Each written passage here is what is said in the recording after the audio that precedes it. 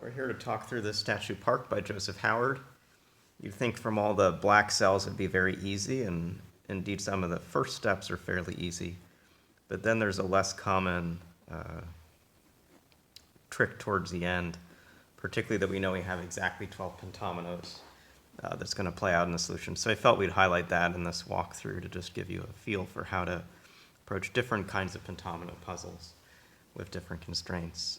When I solve Statue Park, I like to fully shade in the pentominoes, use these lines to indicate the white shapes, even put points into places that have to be white. This corner has to take at least 4 more cells coming this way, but in doing so it takes this 5th cell. For connectivity, the lines always have to be touching each other, so once we do this, we see, for instance, these lines come across.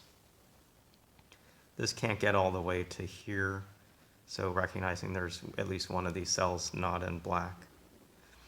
You can shade that. Not too much to shade straight away, except for this. So I'll mark in that we have used the Y, we've used the V, we've used the X. And I guess I can actually mark that this has to be white. If I shaded this over, that would cause an issue.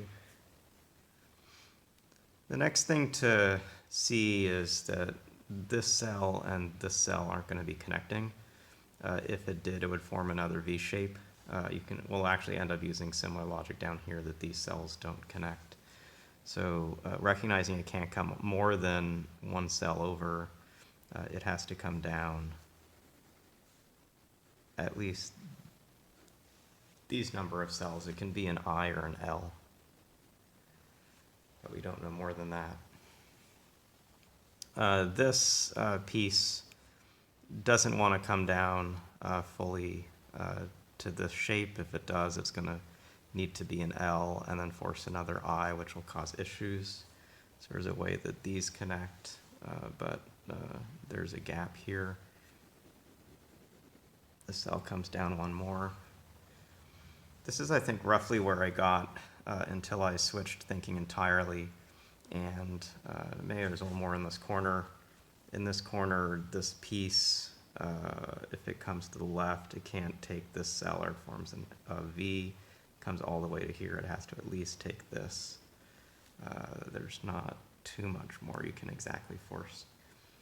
So this is where we get to a different kind of thing with pentomino puzzles, which is we can often exactly mark how many and where they're going to be.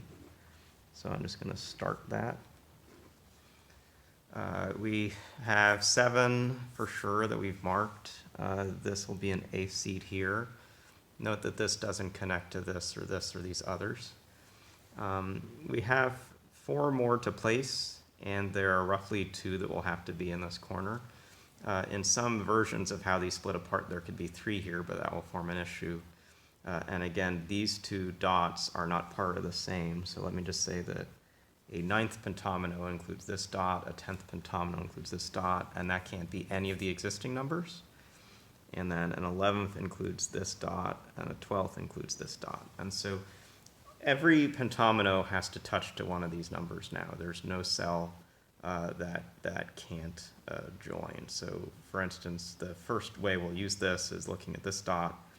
This dot can't be part of 12. It can't connect to 8. Everything else is used. It must be part of 11. And it's part of 11 exactly because all the pentominoes are marked in this grid. And so you can see that in this corner, where the L is, that means up here is the I.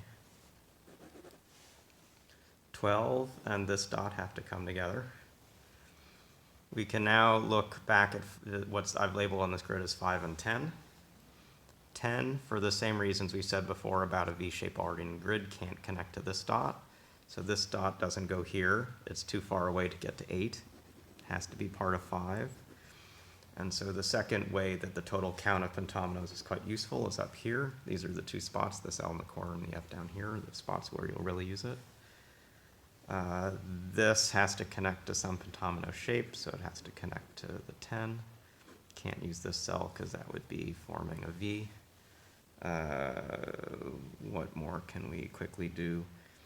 This has to stay connected. so we have to have whites on the bottom. These connected like so. We're going to get to where we want to start looking at the actual shapes that are involved. This pentomino down here is limited to what looks to be a too tall space. It's not going to be able to come higher than that. This could potentially be the P or the T, but that will be limited in size.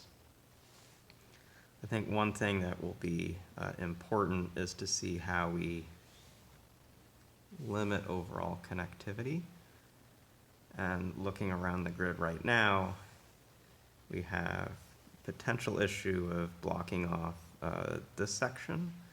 Let's see if this shape can come down. If this comes down, the white goes like this, and we form another L here, so this cell can't be used. So we know that these cells are used, and that now isolates this space, so we do actually get the P for sure. This cell can't be used, it would be part of a P, so it has to be part of this Z shape. This white section has to get out, so something like this happens. This can't be a P, it has to be no more than too tall, so the only options are U or N, but U doesn't fit for it, so this is the N. Got 3 pentominoes to go, which are these. The only shape that works for this right now is a T. You can think about this as a U or a W, but the main place is down here. We need to take this cell, or we're not going to connect back to the top, so this has to be the U. And the last pentomino is this W.